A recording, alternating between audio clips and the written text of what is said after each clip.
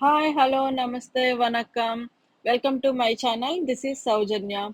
ఈరోజు మనం చూడబోతున్న వీడియో ఎంతో కలర్‌ఫుల్‌గా, సాఫ్ట్‌గా, టేస్ట్‌గా ఉండే బీట్రూట్ దోస. ఈ దోసల్ని బీట్రూట్ అంటే ఇష్టపడిన వాళ్ళు గూడా ఒక్కసారి టేస్ట్ చేశారంటే మళ్ళీ మళ్ళీ అడిగి తిని తీరాల్సిందే. అంత టేస్ట్‌గా ఉంటాయి ఈ దోసలు. చూడండి ఎంత కలర్‌ఫుల్‌గా ఉన్నాయో. ఓకే. ఈ ఈ దోసలను తయారు చేయడానికి ముందుగా ఒక గిన్నెలో దోస పిండి తీసుకొని పక్కన పెట్టుకోవాలి. నేను ఒక మీడియం సైజు బీట్రూట్ తీసుకున్నాను. ఆ బీట్రూట్ ముక్కల్ని ఇలా కట్ చేసుకొని ఒకసారి గ్రైండ్ చేసుకొని, ఆ గ్రైండ్ చేసుకున్న దానిలో ఒక ముక్కలు మునిగే వరకు వాటర్ పోసుకోవాలి. వాటర్ పోసుకొని మళ్ళీ మెత్తని పేస్ట్‌గా గ్రైండ్ చేయాలి. ఆ పేస్ట్‌ని కొంచెం పిండిలో వేసుకొని ఒక హాఫ్ మాత్రమే ఏసుకోండి. ఎక్కువ వేసుకున్నట్టయితే దోసలు స్వీట్‌గా వస్తాయని గుర్తుంచుకోవాలి.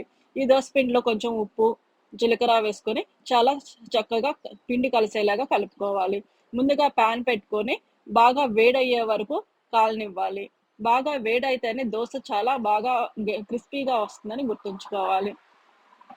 దోస పిండి వేసి దోస ఇలా వేసుకొని ఆయిల్ వేసుకొని బాగా కాలాక వెనక్కి తిప్పుకొని కూడా ఒక 5 సెకండ్స్ కాలాక తీసుకొని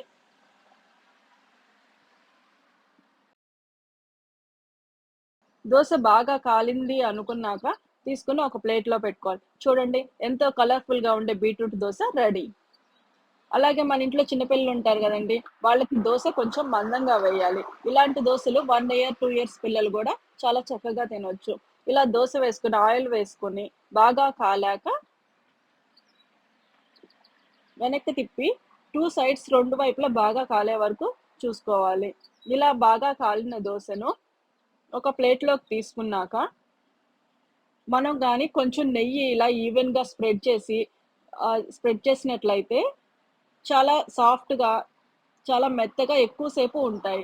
మ పిల్లలు దోసలు తినేటప్పుడు ఒకసారికి ఒక చోట కూర్చొని తినరు గదండీ! వాళ్ళు అటు ఇటు ఒక గంట సేపు తిరుగుతా తిన్నా గూడా ఇలా గాని చేసి పెట్టినట్లయితే దోస చాలా సేపు చాలా సాఫ్ట్‌గా ఉంటుంది.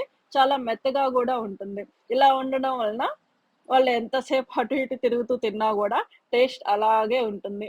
చూడండి ఎంతో చక్కగా ఉండే బీట్రూట్ దోస రెడీ అయిపోయింది.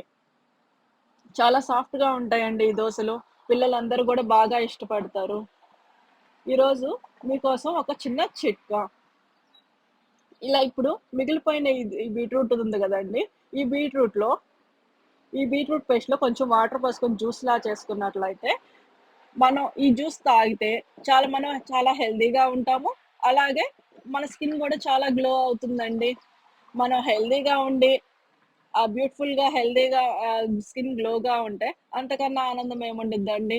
చూడండి ఇలా వాటర్ పోసుకొని, కొంచెం మిక్స్ చేసుకొని, ఇలా గాని తాగినట్లయితే చాలా హెల్తీగా గూడా ఉంటాము.